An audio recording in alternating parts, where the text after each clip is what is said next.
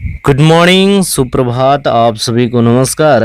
और इस वीडियो में बात करने वाले हैं और ये वीडियो है पार्ट 3, यानी ये जो शुरुआत किए हैं यानी प्राचीन काल, प्राचीन इतिहास यानी एंशियंट हिस्ट्री जो पढ़ रहे हैं हम लोग, इसका ये तीसरा वीडियो है। तो आप लोग ध्यानपूर्वक देखिएगा। क्या बात है सर, क्या बात है देखिए। सर, क्या बात, ये बात है। अरे सर क्या होता ये है कि हम लोग पढ़ रहे थे कि आर्कियोलॉजिकल यानी हमारे सोर्सेस थे, यानी पुरातात्विक स्रोत जिनसे हमें इतिहास के बारे में पता चलता है, उनमें एक क्या है, क्वाइंस भी है। यानी क्या, क्वाइंस। यानी हम लोग अभी जानेंगे क्वाइंस के बारे में कि क्वाइंस क्या जानकारी देती है। तो ध्यान देने वाली बात है कि the study of coins is known as numismatics. Numismatics यानी सिक्कों का अध्ययन को कहा जाता है, न्यूमिस्मैटिक्स कहा जाता है। यानी सिक्कों के बारे में अध्ययन करना ही क्या कहलाता है, स्टडी करना, ज्ञान अर्जित करना, वो न्यूमिस्मैटिक्स कहलाता है। एक शब्द याद रखिएगा। और जो भारतीय मुद्रा शास्त्र हुए यानी इंडियन न्यूमिस्मैटिक्स हुए, न्यूमिस्मैटिक्स का मतलब क्या होता है, मुद्रा शास्त्र।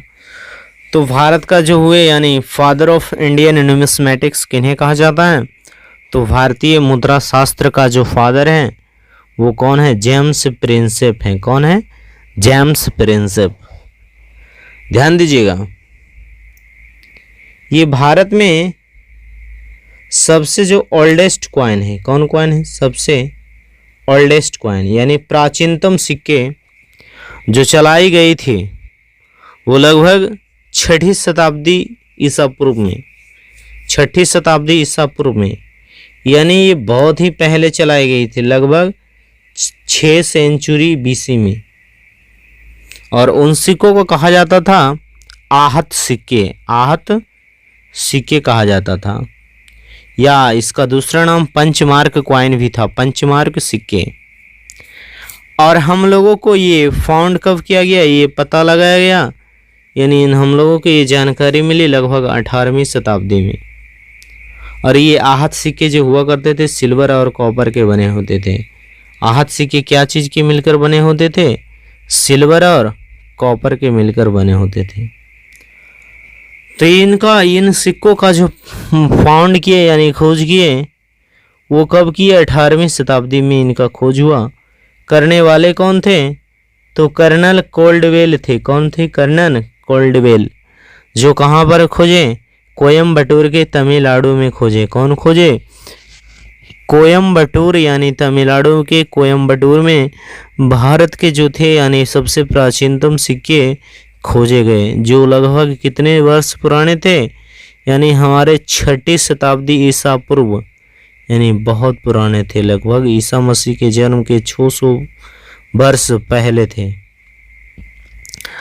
तो अब आते हैं स्क्रिप्ट यानी लिपि के बारे में। देखिए, तो भारत में जो है कि स्क्रिप्ट की शुरुआत कैसे हुई भारत में, तो भारत में जो स्क्रिप्ट था उसका शुरुआत किया था इंडो ग्रीक रूलर यानी हिंद यमन शासक। कौन किया था, हिंद यवन शासक।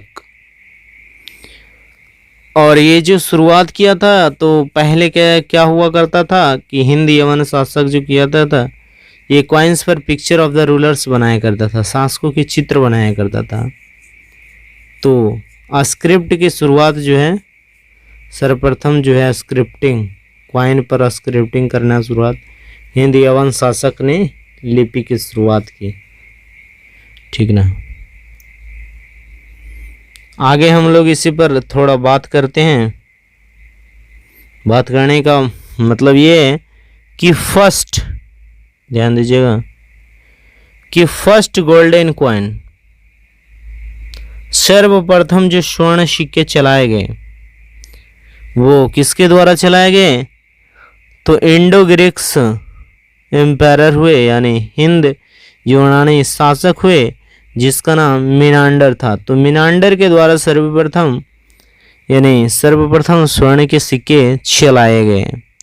और स्पेशली अगर जो मुस्लिम की बात आए कि पहला मुस्लिम कौन था जो स्वर्ण सिक्के चलाए, तो वो था मोहम्मद बिन कासिम। कौन था? मोहम्मद बिन कासिम। और बात आए कि प्रथम यूरोपियंस जिन्होंने स्वर्ण सिक्के चलाए, तो उसका नाम था डच। ध्यान दीजिएगा, कुषाण वंश के बारे में थोड़ा बहुत जानकारी लेते हैं। तो कुषाण वंश के जो संस्थापक था, यानी जो ये स्थापना किया था इस वंश का, उसका नाम भीम कडफिसस था। भीम कडफिसस। तो मैक्सिमम प्योर गोल्ड कॉइन, अगर जो प्योर गोल्ड कॉइन का बात है कि मैक्सिमम प्योर गोल्ड कॉइन जो चलाया गया किस काल में चलाया गया, तो ये कुषाण पीरियड में चलाया गया। सर्वाधिक शुद्ध स्वर्ण सिक्के तो कुषाणों के ग्रेटेस्ट रूलर हुआ करते थे, जिनका नाम था कनिष्क। क्या था? नाम था कनिष्क। तो ये याद रखिएगा कि मैक्सिमम अगर जो प्योर गोल्ड चलाए गए तो इन्हीं के शासनकाल में चलाए गए। और आगे थोड़ा ध्यान दीजिएगा कि अगर जो प्रश्न ये रहे कि मैक्सिमम गोल्ड कॉइन चलाए गए, सर्वाधिक स्वर्ण सिक्के किसके शासनकाल में चलाए गए, तो सर्वाधिक स्वर्ण सिक्के चलाए गए वो गुप्त काल में चलाए गए। क्या चलाए गए? गुप्त काल में सर्वाधिक स्वर्ण सिक्के चलाए गए। ये ध्यान दीजिएगा, ये एक बहुत ही इंपॉर्टेंट पॉइंट है कि भारत के इतिहास में क्या चीज, भारत के जो है इतिहास में, भारत के इतिहास में एकमात्र वंश जिन्होंने लेड यानी शीशे के सिक्के चलाए, उसका नाम था सातवाहन डायनेस्टी। क्या नाम था? सातवाहन डायनेस्टी यानी सातवाहन वंश। और सातवाहन वंश के एक बहुत ही प्रसिद्ध रूलर हुए गौतमीपुत्र शतकर्णी, इन्होंने चलाया था शीशे के सिक्के। तो आगे बढ़ते हैं इन्हीं घटनाओं के लेकर। और अगर जो पूछा जाए कि मैक्सिमम कॉपर कॉइन किस चलाए गए, किसके द्वारा, यानी तांबे के सिक्के सर्वाधिक किसके द्वारा चलाए गए, तो कुषाण के द्वारा। किसके द्वारा चलाए गए? कुषाण के द्वारा चलाए गए। आगे अगर जो ये पता चले कि गुप्त काल के एक राजा हुआ करता था समुद्रगुप्त, और ये बीना प्लेयर थे, बीना वादक थे। तो इसका हमें पता किससे चलता है? उनकी एक मोहर क्वाइन पर जो था बीना प्लेइंग टाइप क्वाइन, यानी बिना वादन करते हुए आकृति के उनके एक सिक्के थे, उन पर सिक्कों पर आकृति थी। तो इससे पता चलता है कि वे बिना प्रेमी थे। प्रश्न ये रहे कि भारत का सबसे ओल्डेस्ट म्यूजिकल इंस्ट्रूमेंट कौन सी है, क्या है उसका नाम? सबसे प्राचीन वाद्य यंत्र का नाम आए तो वो बीना होगा। क्या होगा? बीना होगा। आगे जानकारी ले लीजिए कि maximum coins in ancient period, यानी एंशिएंट काल की बात करें तो एंशिएंट काल में, प्राचीन काल में सबसे ज़्यादा कॉइन चलाए किस, मतलब कौन सा काल में गया, तो ये पोस्ट मौर्यन पीरियड यानी मौर्योत्तर काल, जो लगभग 185 बीसी से लेकर 300 एडी तक ले रहा, यानी इस काल में जो है सर्वाधिक कॉइन्स चलाए गए। आगे हम लोग मोन्यूमेंट्स के बारे में बात करते हैं, यानी स्मारक के बारे में। क्या चीज़ के बारे में? स्मारक, मोन्यूमेंट्स, यानी स्मारकों में सर्वप्रथम आ जाता है मंदिर के बारे में। तो मंदिर बनाने का यहाँ दो शैली होता था। क्या होता था? दो आर्ट होता था। जैसे कि आप नॉर्थ इंडिया का मंदिर देख लीजिए और एक साउथ इंडिया का देख लीजिए। तो उत्तर भारत का जो मंदिर होता था ये नागर आर्ट में बनाया जाता था, और ये साउथ इंडिया यानी दक्षिण भारत के जो मंदिर हुआ करते थे ये द्रविड़ आर्ट में बनाया जाता था, द्रविड़ शैली में बनाया जाता था। ध्यान दीजिएगा कि भारत का सबसे पहला मंदिर, भारत का फर्स्ट टेम्पल जो है कौन है, तो ये फर्स्ट टेम्पल है जिनका नाम है दशावतार मंदिर, दशावतार मंदिर। और ये बनाया कब गया था फर्स्ट टेम्पल? तो गुप्ता पीरियड में बनाया गया था, गुप्त काल, जो कि लगभग 319 से लेकर 550 ईस्वी तक रहा। 319 ईस्वी से 550 ईस्वी तक रहा गुप्ता पीरियड, और इन्हीं काल में बनाया गया फर्स्ट टेम्पल जिसका नाम था दशावतार मंदिर। और ये पड़ता कहाँ है? तो ये पड़ता है यूपी में, यूपी के देवगढ़ झांसी में। ठीक ना। आगे देखिए, टेम्पल्स के बाद जैसे कि बुद्धिज्म में जो बनाए गए, यानी बौद्ध धर्म में जो बनाए गए, तो चैत्य बनाया गया, मठ बनाया गया, स्तूप बनाया गया, विहार बनाया गया। तो बौद्ध धर्म से ये सारे चीज़ें जो बनाए गए, इनसे भी इतिहास के बारे में जानकारी मिलती है। आगे देखिए, स्टैच्यू यानी मूर्तियाँ। तो मूर्तियाँ भी जो है क्या है, बहुत ही इम्पोर्टेंट सोर्स है इतिहास की जानकारी में। तो लगभग 1st सेंचुरी में, यानी कुषाण पीरियड में ये मूर्तियों का चलन आया। कब आया? 1st सेंचुरी में, यानी कुषाण काल में। कुषाण काल में इसका प्रचलन ज़्यादा हो गया।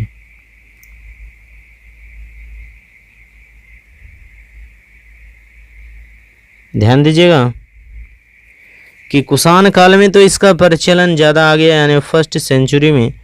तो भारतीय इतिहास में सबसे पहले मानव आकृति के रूप में महात्मा बुद्ध की मूर्ति बनाकर पूजी गई। यानी भारतीय इतिहास में अगर जो सबसे पहले मानव आकृति में किसी का तस्वीर बनाया गया, तो बनाया गया महात्मा बुद्ध की मूर्ति बनाकर पूजी गई।